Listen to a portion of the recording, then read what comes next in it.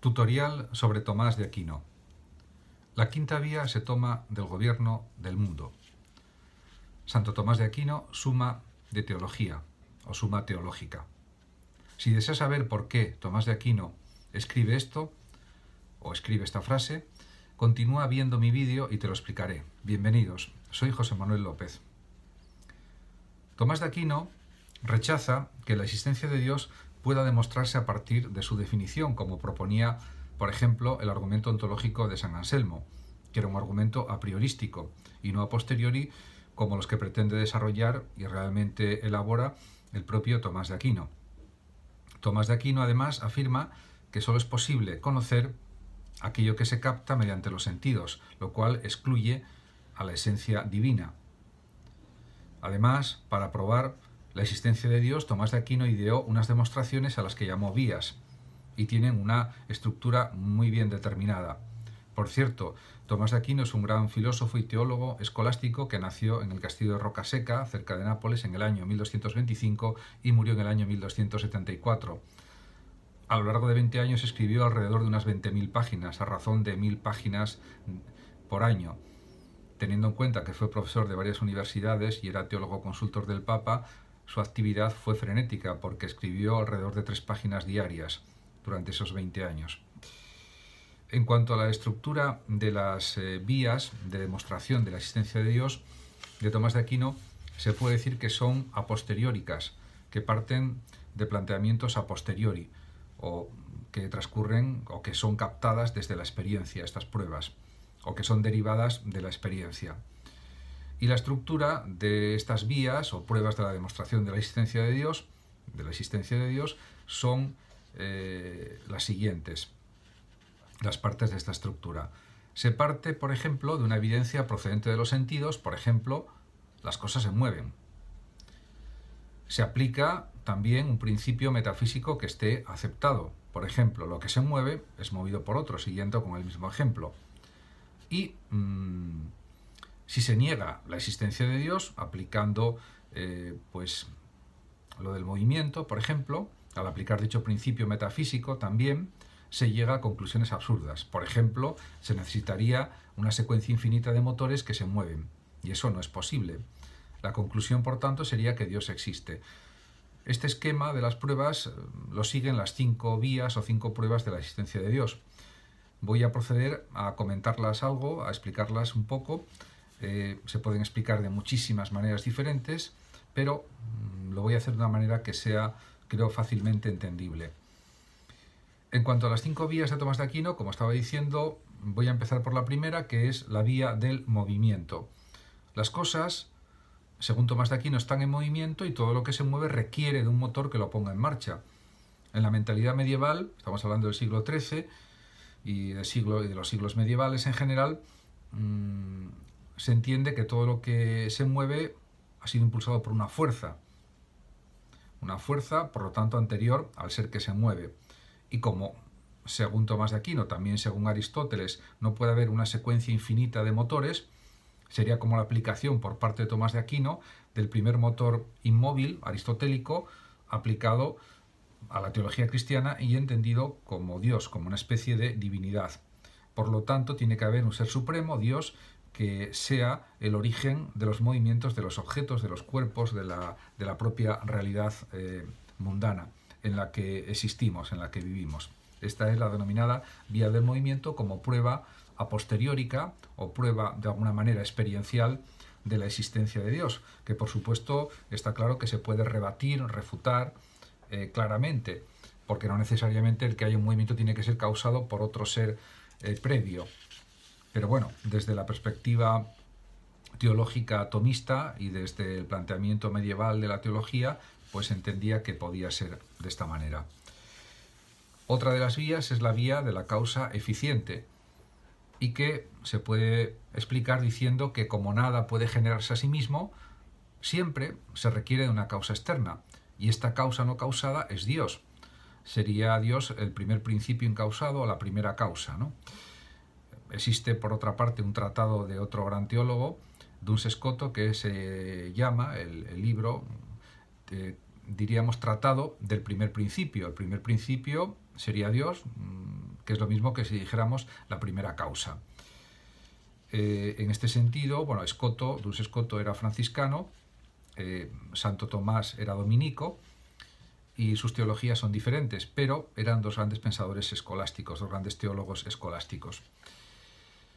Por lo tanto, según esta ley de la causa eficiente, como nada puede crearse a sí mismo, tiene que haber siempre una causa externa, pero claro, esta regresión de causas no puede ir hacia el infinito, como ya vimos en el caso del movimiento, y por lo tanto tiene que haber una primera causa incausada, que es Dios, según Santo Tomás, y sería, según Santo Tomás, una prueba basada en la experiencia. Otra de las vías que utiliza Santo Tomás es para demostrar la existencia divina, es la vía llamada del ser necesario. Como de la nada no puede surgir nada, es necesario que haya una divinidad creadora, porque realmente hay Dios, además, es ser necesario porque es eterno, no ha tenido principio ni tendrá fin, por lo tanto necesariamente existe. No es como los seres humanos, los animales, que son seres contingentes, que tienen un periodo de vida, un nacimiento, y un desarrollo y la muerte, sino que realmente Dios es un ser necesario, no es contingente como los seres humanos, por ejemplo. En este sentido, se puede pensar que también es una prueba de tipo real, de tipo existencial, basado en la propia experiencia de las cosas, del mundo, de los seres. Otra de las vías de Santo Tomás es la vía del ser supremo. El bien supremo es Dios, existe un bien supremo en función del cual se puede juzgar todo lo demás. Esto sería entender que Dios se podría considerar que es la representación conceptual del bien. Lo mismo que Platón decía que había tres grandes verdades, el bien, la verdad y la belleza, y el bien en una especie de divinidad también por ejemplo, para el neoplatonismo de Plotino, y también en cierto sentido para Platón, para Tomás de Aquino, que por supuesto también leyó a Platón, aunque fundamentalmente tomó parte de sus ideas sobre todo de Aristóteles, aunque él las configuró de forma original, el bien es la equivalencia a Dios. Dios es bondad, Dios es amor, por lo tanto se entiende que tiene que haber un bien supremo que está representado por Dios y por lo tanto Dios tiene que existir, porque si no, no podríamos saber lo que es el bien y lo que es el mal en la propia realidad. Y por último estaría la quinta vía, que es la vía del gobierno del mundo, con la que empecé este vídeo tutorial con una cita, con una frase, y realmente que dice que en el mundo todo lo que acontece está dirigido a un fin. Y este fin se supone que ha tenido que ser impreso por una mente superior divina, diríamos en las mentes humanas, fundamentalmente. Claro, pensar que todo lo que sucede en el mundo tiene un propósito, una intención, una finalidad, es como dejarse conducir por el teleologismo, por el causalismo final, por la causa final, en definitiva por la teleología. Hay unos propósitos, unos fines, unas intenciones en la naturaleza, en el mundo, en la realidad.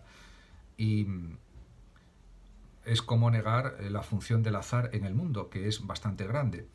Y por tanto, desde la perspectiva teológica de Tomás de Aquino, es entendible que tiene que haber un ser, una especie de monarca del mundo, que gobierne la realidad, que gobierne a los animales, la naturaleza, etc. Esto, por supuesto, va en consonancia con un tratado que escribió acerca de la monarquía y que dejó inconcluso hacia el final de su vida, el propio Tomás de Aquino. En cuanto a cómo define Tomás de Aquino la esencia y la existencia, voy a señalar algunos rasgos para que se entienda cómo definió Tomás de Aquino, por ejemplo, en Sobre el ente y la esencia, que es un opúsculo, un tratado que él escribió en su juventud sobre estas cuestiones, y en otras obras y escritos. Por ejemplo, respecto a la esencia, según Tomás de Aquino, se puede decir que es aquello que define a una entidad y que se compone de materia y forma. En este sentido, sigue los planteamientos del hilemorfismo aristotélico. Y la esencia, también para Tomás de Aquino, es lo que comparten todos los seres de una misma especie. Aquí también se ve la influencia de Aristóteles. Y se identifica, por último, también con la potencia aristotélica, la capacidad de ser, de hacer, de lograr, de conseguir, etc. En cuanto a la existencia, según Tomás de Aquino, se puede explicar o definir porque es aquello por lo que la esencia existe, se identifica con el acto aristotélico, es aquello que actualiza la esencia.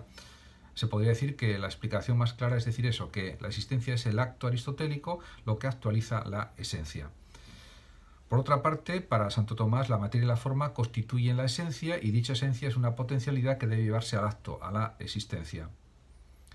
Por supuesto, la teología tomista y la filosofía de Santo Tomás, pues para explicarla de una forma exhaustiva requeriría horas y horas y horas, o incluso más tiempo. Pero aquí simplemente ha sido una explicación muy breve sobre algunas cuestiones de forma muy esquemática y sin pretender agotar la teología, por supuesto, de Santo Tomás, ni por supuesto tampoco la filosofía de Tomás de Aquino. Se han escrito pues multitud de libros acerca de la teología de Tomás de Aquino y también de su teología. Esto simplemente han sido unos apuntes para entender algunos aspectos de la teología y de la filosofía de este gran filósofo y teólogo que es Tomás de Aquino. Espero que te haya gustado mi vídeo tutorial. Si quieres puedes suscribirte a mi canal. Gracias, saludos y hasta mi próximo vídeo.